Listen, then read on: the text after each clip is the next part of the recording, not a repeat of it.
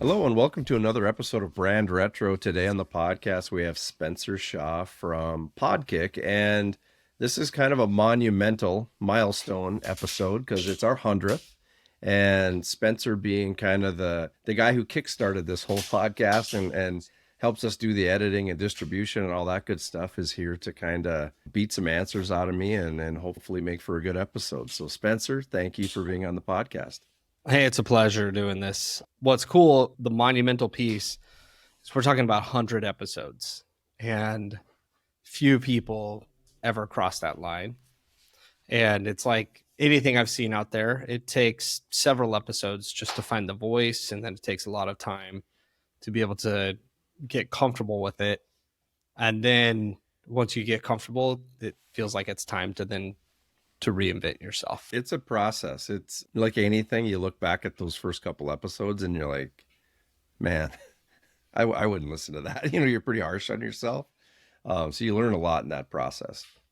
Yeah, it's definitely difficult. As you started the podcast at the beginning, really to almost force yourself to become creative and force yourself to go through this process. And then now you're going through it. You've learned through the relationships, through the interviews, through that. What have been some of the highlight, like some of the pieces that have surprised you in that process? I think the part that always kind of re-energizes me in the podcast process is that you get some of these guests on that have just amazing stories. It's just an impressive situation that they're in, either how they built their business or how they kind of built up the guts or whatever it takes to start that business. And I think attacking each one of those stories, it just kind of it's a reset button every time. And sometimes it's about the marketing strategy or the different things that we're talking about, but it's like that entrepreneurial vibe is right there. So when they bring that to the table or bring that to the interview, it comes out naturally. And every time we do that, it's a fun conversation because I like that kind of stuff. And hopefully the listeners do too. But it also reminds me why I got started in this in the first place and what prompted me to start a podcast. Yeah. So let's go back to the very beginning. Why Brand Retro? Why the medium of podcasts versus a book, or are you just doing a weekly newsletter? Why this?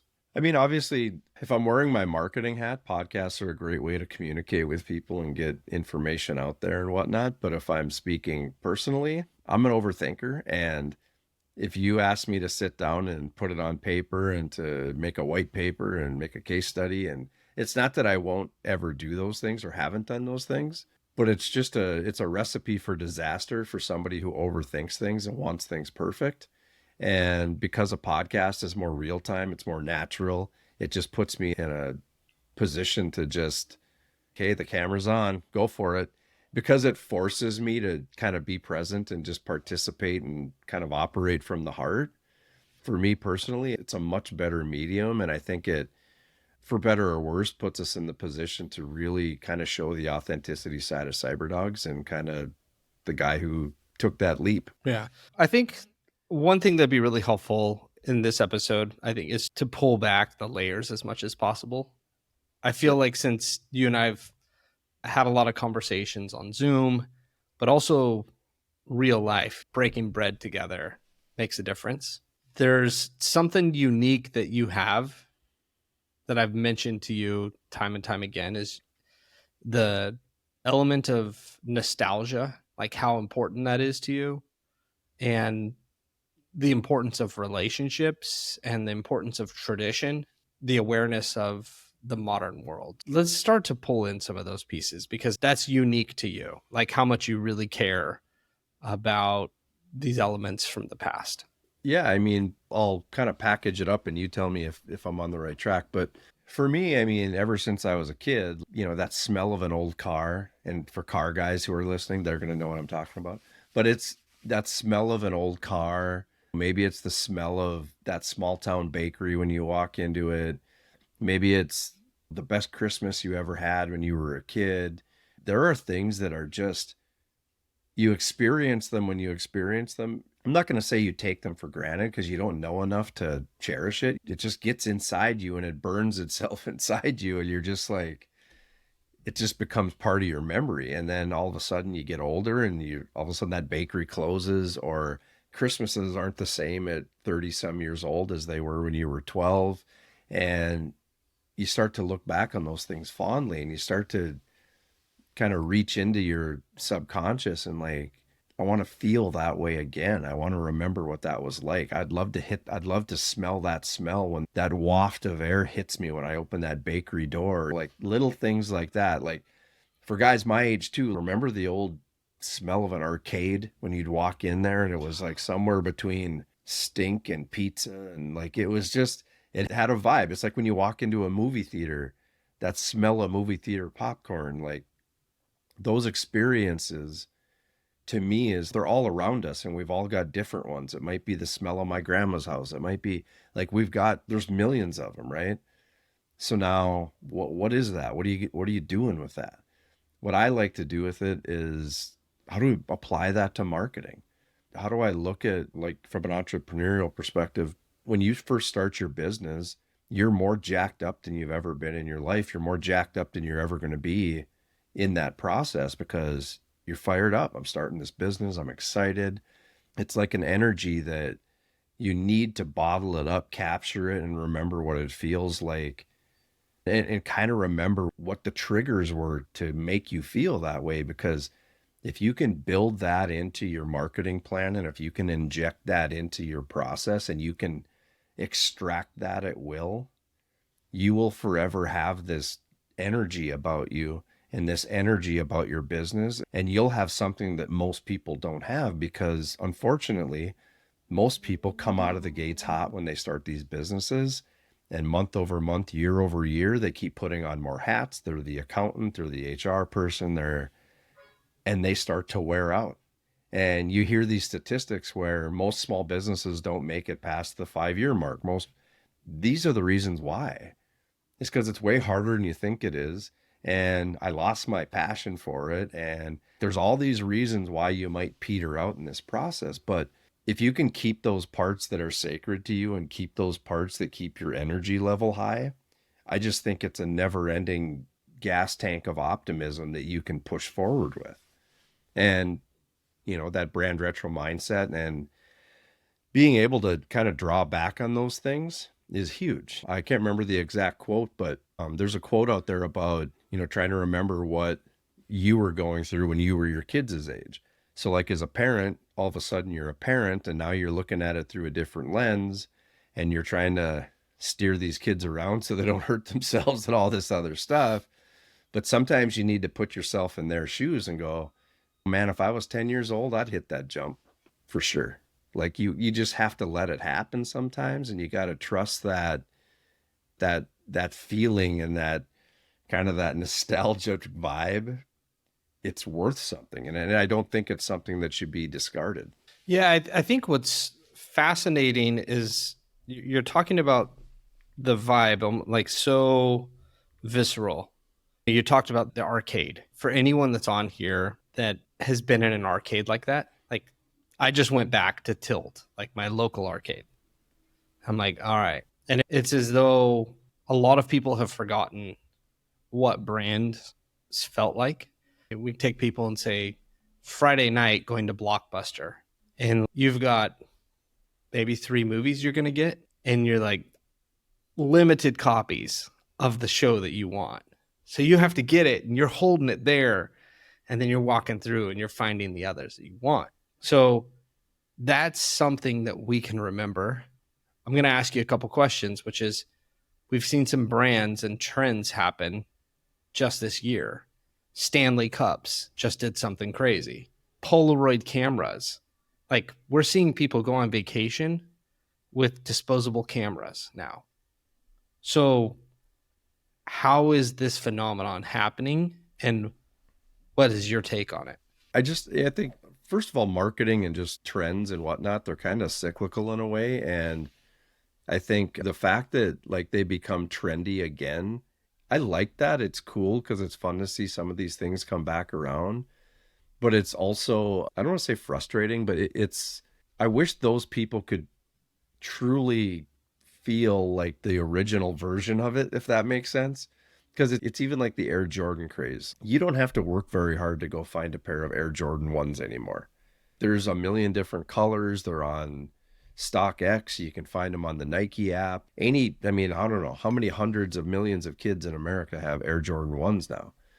When I was a kid, it was rare. If you saw a pair of Air Jordan 1s out in the wild, it was like, oh my God, look at it was there was such a scarcity and an excitement that went with that it just hit different. It just was way different. Same with not every town had an arcade, and if they did, they might not have Tron in it. There's all these variations of this scarcity thing. So everything to some degree felt special. And none of it was life or death, but man, in my small town in Minnesota, to go into an arcade and see a Tron, that's mind-blowing stuff. Like that, how did that happen? You know what I mean? Because it was such a big concept that found its way to small town America. And I would say that for like even the idea of the Polaroid, like you mentioned, it's cool now and it's nostalgic.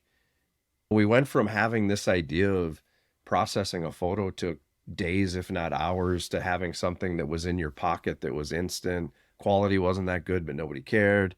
To now you've got people have tens of thousands of photos on their phone, and we're kind of drawing a line there and we're going back to the Polaroid, which is interesting.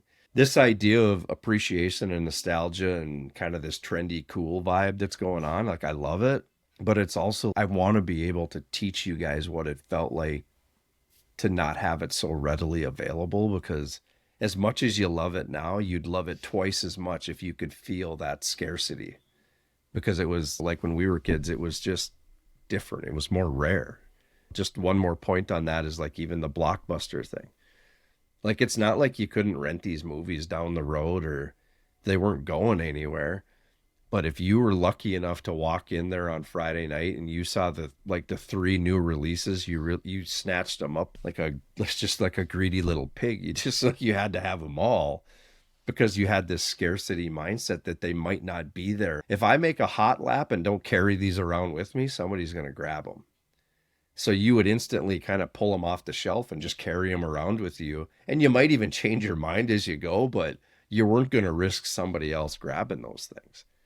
And I think that intensity and that exclusivity and that vibe, I think that's kind of what, for me, the brand retro kind of thing is all about, is that we need to manufacture that feeling again. We need to figure out how to capture that, because I don't think anybody paid attention when we were kids. It was just there. Yeah. It's as though they tried to manufacture it with NFTs, putting a limit on it and stamping some exclusivity. And granted, we went through the explosion phase. Now it's cooled off. There may be something else tied to it. I think it may be more experience related. Who knows? But you have the ability to look at these decades and you work with clients. So you're taking the nostalgia, you're taking all of these elements. You've done stuff, I don't know if you're able to say publicly, with a certain motorcycle company, like work that you've done there. If you want to share like how you've been able to take the brand, make someone feel special, make something nostalgic, but also tying it with modern. So if you can tell the story about that motorcycle company. Yeah. So, I've been in and out of the relationship and met with Janus Motorcycles over the last 2.5 years or so. And they have their own inherent vibe, obviously, because they're kind of a retro looking motorcycle. And their whole vibe is based on these retro motorcycles in these kind of these days before Harley thing. And when I started working with them, and I can't really take credit for the big influence of that brand because they already had so many pieces of that. But what I wanted to do and what they were open to, because they already understand the power of this whole thing, I was able to kind of bring their concept and connect it to a couple different things. Connect it to a bike collab with Milwaukee Tool. And just in that instance, like, why would those two things matter? How does that work? Why would they connect? And I think that's where people get stuck, is they're trying to make this logical distinction of why do these two things fit together? And it's, well, they don't. It's just this idea of one brand appreciates another. And what if we were to embrace the best of your brand and the best of our brand and just come up with this version that is a unique story that we can tell together? What if it was just that? What would that look like? And that's what we did. We did a couple co-branded kind of mashups, so to speak, with Milwaukee Tools and Janus, to just do something that, regardless of sales, regardless of corporate, we just did something that we thought was really cool, unique, and something that we could build a story around to just kind of get people to think outside the box from a branding perspective and a branding, co-branding partnership perspective. So that said, kind of catching up to today, is we've continued to have discussions like this with Janus Motorcycles, and how do we mesh this retro motorcycle concept and the passion that your audience has for going on these bike rides. Janus calls them rambles, but going on these like excursions, so to speak, on your product, and mesh it with a marketing company like CyberDogs. So we're working on a mashup there with a CyberDogs branded bike. We're also in the beginning phases of doing something with the Chuck Jones Center for Creativity out of California. And just for listeners, Chuck Jones, the creator of, famous Warner Brothers artist, but creator of Wile E. Coyote, the Roadrunner, a lot of those characters that we grew up with on Saturday morning cartoons. What if we did something like that, where, again, mesh these two worlds, find the commonalities, find the connection, build a story around that kind of that mashup, and just do something really fun and unique. And what I would credit Janus with is, like I said, they were already kind of that, their appreciation for retro and how that all works. They already had that kind of figured out. But where I would credit them is their ability to kind of let somebody like me in that conversation and hear me out. And some ideas haven't stuck, but for them to open the door and just go, yeah, I've got time to listen to this, where a lot of brands don't. They already have their plan, they have their focus, they have their target audiences. They're just all about doing business, which, it's important. Yeah, focus on your business. However, this piece that you can influence, trigger, or even manipulate to tell bigger stories with your brand that really inherently kind of tell culture stories, I think that is really important, and it enriches the whole kind of brand process in my mind. Yeah, absolutely. It does enrich the relationship process, the brand process, the customer, the employee, every single interaction point. So you mentioned something in there that I want to touch on. So you said some brands don't even take the time to really have that conversation. Maybe they're not aware, maybe they're not willing, maybe they're scared. I don't know. But where I wanted to go with that is, if we go back to retro, that was like an internal creative team or a creative owner of a company. And then we accelerate decades from there, and it turned into like cookie cutter kind of stuff. When I think of early 2000s, I think of bland for the most part. And then accelerate some more, and we have analytics and data, and a lot of people made the decisions off of that. And we're still somewhat in that world, following the templates. Yes, some personality. Yes, a lot of data.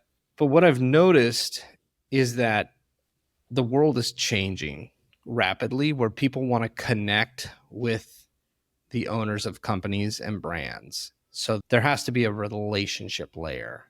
So how is it that you're able to see that, and you were able to have that conversation with Janus and convince them, hey, let's have a conversation, not knowing where it will go? But how is it that, again, do you agree that this relationship layer is something that people are seeking after now? And how are you injecting that? I think at the beginning of my response here, just to mention, I think a lot of companies just, they're unaware. They just, they don't have their radar up for what that looks like, or even because of that, don't really put a level of importance on kind of thinking outside the box in situations like this. I think their version of thinking outside the box is, how do we get more sales? How do we get more, like it's a very small box, but it pertains to this very one track mind of business, sales, profit, those kinds of things. And again, all these things are important. But what we're talking about from a brand retro perspective and even like a marketing perspective sometimes is, you got to look beyond the normal stuff, like the quality, the service, like all those things need to be great, but you got to look beyond that to the experience. And what's the cost of a good experience, and what would that look like? Or what would it look like if we gave our customers an experience beyond not only what they're getting today from us, but an experience beyond what any of our competitors are doing? And what if we could deliver that in a way that they never saw coming? What would that look like? That's where you start to pull at that string to see what's on the other side. And again, a lot of companies, they're so dialed in, so tuned into all the other pieces, they kind of forget to think like that. And to kind of put it back in that brand retro mindset is that, remember when you were a kid and everything was a good idea? Like, very rarely did you say that's a dumb idea. Like, you just, everything was, oh man, yeah, let's think about that for a second. That's kind of that mindset. And again, make smart choices, focus on you got to be a smart business person, but you got to be able to tap into that piece of yourself where you're open to ideas and you're open to kind of doing something that doesn't make sense sometimes. Because if that thing can feed the experience and create something unique for the people you're targeting and trying to convert to customer or whatever, that could be the differentiator in how you create a brand experience that keeps them with you for the long run. And but you're never going to get there if you're not open to those kinds of things.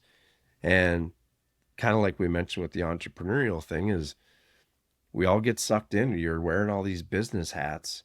It's really easy to just get sucked into the spreadsheet and just want to live there. But you got to put your head up once in a while and kind of look for what other ideas are out there and be ready to say yes to some stuff. Yeah, absolutely. So what are the things that you've said yes to that you can look back on a timeline and say, okay, that for sure made a massive difference in my career? Probably the biggest thing is walking, basically anytime I've confronted the comfort zone, whether that was walking away from a corporate career and good money and all that, just being able to just do it and try it and just say, you know what, I know it doesn't make a lot of sense. And if you lay it out, all the pros and cons on paper, at best it's even, but it's probably lopsided that I just stay at my corporate job. To be able to just look past that and say, well, I'm going to try it. And if it doesn't work out, I can always figure something else out or go back. Having the confidence to do that has been huge. And I would say what I've learned from that is I apply that to my business now. Like, I will throw big ideas out at companies, hoping they say yes, but not worrying about if they say no. And if that happens, it happens. But I also don't know unless I ask. So I take those chances. I also, from a business perspective, have spent money and made decisions where it was hard because it just does not make any sense. But I believed in it. I had done at least enough homework in that decision to know that if it plays out like I hope it will, this investment will move my business forward in a certain way that helps me live authentically and live true to my brand. I'm just going to try it. And if it doesn't work, then I guess I learned a hard lesson. Being able to kind of take those chances sometimes, I think is huge. And where I think it's paid dividends in my business is I've gotten to prove to myself and to my clients that I'm willing to do it. So when I encourage them to do it, they're like, okay, they trust me. I mean, they see me do it. And then I think that the belief of, well, he's right, I got to do it too, it helps because I'm willing to kind of fall on my own sword first to show them that things are possible. Does that make sense? Yeah, it does. So the question I'm going to ask, of speaking of believing, you've inevitably worked with brands when, let's say it's a rebranding, or when it was a conversation with someone and you threw the big idea out there. but they were too scared to take it. So they wanted to play safe. Or on the rebrand, they're like, no, this is what everyone knows. And you knew what you had was what was going to connect with their customers. What does that look like on their perspective? Because I'm asking because I want listeners that may be saying, yeah, we need a rebrand, or yeah, we want to go big, but how we're scared. And I want to be able to hear a story, or at least hear how it's played out. If you saw that all of a sudden the soul was sucked out of the business, or the joy was gone, or maybe they just kept humming along. I don't know. What does that look like? I think a couple things. I think one is that anybody that I work with, I mean, we also have, outside of these out of the box ideas and these crazy things, we have a very methodical process that checks a lot of stability boxes, is what I would call them. So we're going to go through this checklist. We're going to talk about the stable items, what things need to stay. Like, I'm very hyper aware that there's a bottom line here for your business that we need to maintain and continue to foster and grow. Call it your 80%. Above and beyond that, there's this wiggle room. There's this 10 or 20% that this is where you need to experiment, and you need to experiment in a way that nudges the ball forward. And this is where unique ideas need to live. That is when I will have that discussion. There's two conversations that happen. One is let's be methodical and grounded, figure that out. And then when we edge into that 10 or 15%, now all rules are out the door. All boxes are gone. We need to talk about the idea, what we want to do and how we're going to get there. And we need to just throw things at the wall and see what sticks from an idea perspective. So to your question, when they're scared, my question is, well, scared of what? Like, what are you scared of? Are you scared of not having the time? Are you scared of losing sales? Are you scared of not making sales? Are you scared of, like, what are you scared of? Because we're only talking about that 20%, but we're also, this is why we're having the discussion, so that we can make a good solid decision. Let's just say we have a crazy idea thrown out there and the client is scared. Well, let's talk about your customer. Let's talk about where you want this brand to go. Let's talk about what's the goal. Let's talk about how you want your, customer or client to feel as a reaction to. If we can kind of chug through some of those things and come up with a general sense of direction, now it's just a try or don't try kind of thing. I know I sound like Yoda when I said that, but it's basically either you try or you don't. Because what's the harm of trying it and failing, or trying it and maybe it hits a 50% of what you hoped for, but I can tell you it's 100% chance of failure if you don't do it at all. And those are the discussions that I have with clients. And I always liken it to when you're a kid and you have a cinder block and a 2x4, you got a bike ramp, and you either hit it or you don't. No guts, no glory, you hit it. That's just what happens. And out of all my brother Matt and I, of all the jumps that we ever built, I can remember wiping out a handful of times, but I can remember making it 80% of the time. You got to try it. That's just all there is to it. Speaking of the bike jump, you 80% of the time did well with it.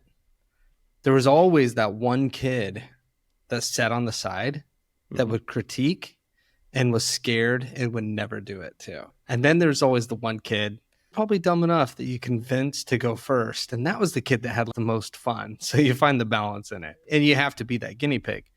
So can you give us a story? Either it can be internal as a company, where the client project was willing to be creative and it was a success. And so internally you guys were juiced. Or maybe you can give us an example of a client that they bit on to the big idea that you shared and how it transformed their business. Yeah. And I would even add on your example there is that one kid that was dumb enough to, like, we talked him into it, we got him to do it. Nobody forgets that kid. That kid's a legend because nobody forgets that kid. The guys who were willing to do it, and the guy, like, I'm not saying they weren't memorable as well, but you kind of knew who was going to do it and who wasn't. And when you nudged that one kid to do it and he did it, That kid don't even forget it. He's, man, that time you guys talked me into hitting that jump. That's the feeling that you can carry that through to adulthood and you can carry that through to business. Again, use your brains, be smart, but don't be afraid to hit that jump. So I would say in podcast world, so I won't name names, but we've had a couple, but we had one client that, to be honest, they were very traditional. They were kind of sticking to here's what you do in business, and I don't want to spend a lot of money, so I keep my budget low. I'm only going to do X, Y, and Z. And if that's what it is, I'm not going to worry about it. Like, he was very vanilla in his approach to marketing. And there was only so much we could do for him because we had all these ideas to help him grow, but he wasn't really ready to grow. He didn't really want to grow. He just kind of wanted to remain at the status quo level. And when he opened the door to peek his head in and say, hey, Mike, I kind of feel like growing my business, I was like, okay, what do we offer a guy? What do we promote a guy like this to grow when I know he's going to be somewhat limited by his willingness to want to spend money or want to do crazy things, right? Over the course of time, we've gotten this individual to start a podcast, which he's completely thriving in. He loves it. And it's now, I would say, is probably his number one resource to put content out there and to get new clients and to build kind of infrastructure around his business. We've gotten him to do things that are really kind of, I would consider them somewhat strange, but they can completely connect back to who he is authentically. So we've done like custom firearms for him. We've done like different custom gift ideas that he can use to incentivize his agents, his clients, to build relationships with, stuff that's really out of the box as far as like traditional marketing tactics, because we knew we had a unique situation with him, because just throwing all the traditional marketing stuff at him, none of it was going to hit because it's not really his bag anyway. But at the same time, it wasn't enough to excite him. So we kind of took a hard look at who he was as an individual and who he was as a authentic brand. And we extracted those pieces that we thought would excite him, and we built our ideas around those items. And he said yes to almost all of them. So over the course of the last couple, 2-3 years, not only has his business grown, but his brand has evolved like in a way that I don't think it ever would have had he not opened that door for us. Because, and not that he was doing a bad job before that, but to watch him evolve when at first he really didn't want to, has been a pretty cool journey for us and for him. You know, that's cool, because what you described is someone that was willing to take the jump. And again, like, you'll work with some brands, some companies where they're the kid that's always the first one. And then you're working with some of the guys. It's okay, I saw it, let's go. And that's what's remarkable. And I hear the stories with Janus Motorcycles, with Milwaukee Tools, with this client here.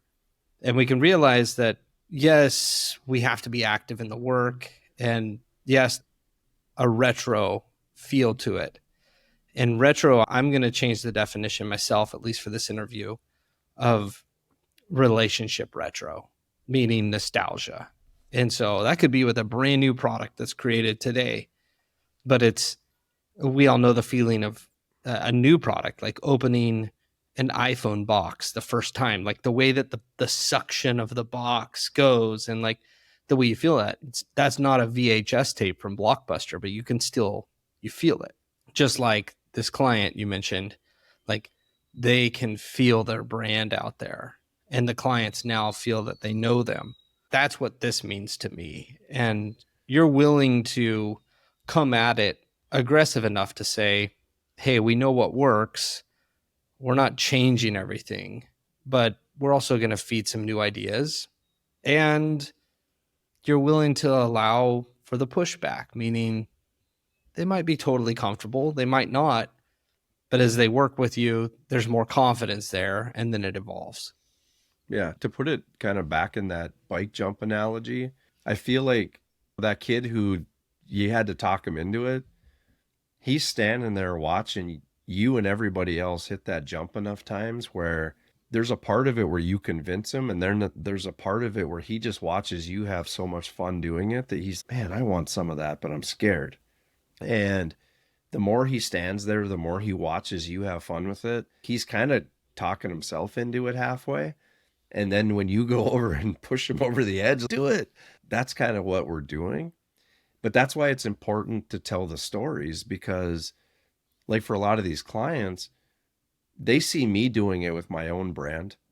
And they're like, what? Why did you do that? Or what's that about? And they're asking the questions, and they're standing on the sidelines thinking, man, I want something like that for my brand.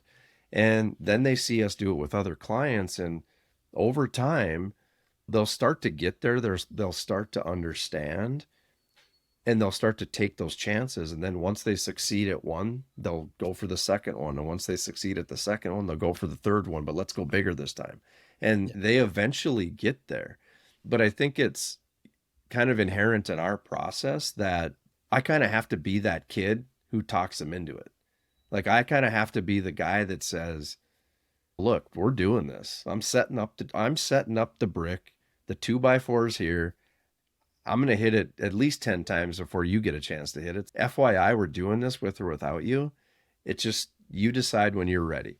Being the guy who I think back about this as a kid, there's probably a lot of potentially moms and dads listening to go, oh, you're that guy.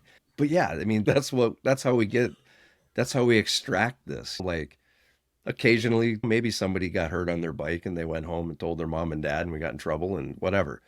But by and large, most of these kids walked away with it with a good experience and probably finding a little bit of bravery in themselves that they could carry through in other scenarios. And that's what we're trying to do with some of these kind of weird ideas, these retro, kind of that brand retro idea, and trying to get people, because when you hit that jump and you lived, you felt really good about it.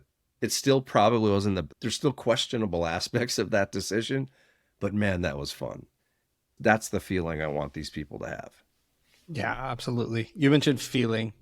That's exactly what it is. You're either that cheerleader, the confidant, the co-conspirator of the crime. I don't know what you put it, but you're helping them move forward and try something. And I do know that the kids that sat on the sideline are the ones, and I just know this from conversation. You know this too. They're the ones that say, I wish I would have done that. Mm-hmm. That's what it is. Brand retro is moving in a way that it's willing to take the jump. And you have the nostalgia piece where you're able to help push people along, and they get to choose how many times they jump and how big it is. But the biggest piece is that you're making sure that brands do take it, because if they don't, then they will inevitably lose any of the passion, the drive. And as time goes on, they're just going to say, I wish I would have done this. So this has been a pretty cool conversation. Yeah, I appreciate you kind of squeezing that out of me. I think what's important to note as well is that everybody's got it in them. Like that passion, that feeling. Like I can give you 100 examples, from hitting a bike jump to dunking on one of your buddies to throwing a Hail Mary pass for a touchdown. There's all these kind of little moments that just completely blow your mind with excitement and passion, and they make you want to run through a brick wall. If you can figure out how to call that at will and bring that to your business and bring that to your brand, it's huge. Like, it's just that adrenaline rush that if you can come into something more hyped than the guy next to you, you're going to win, period.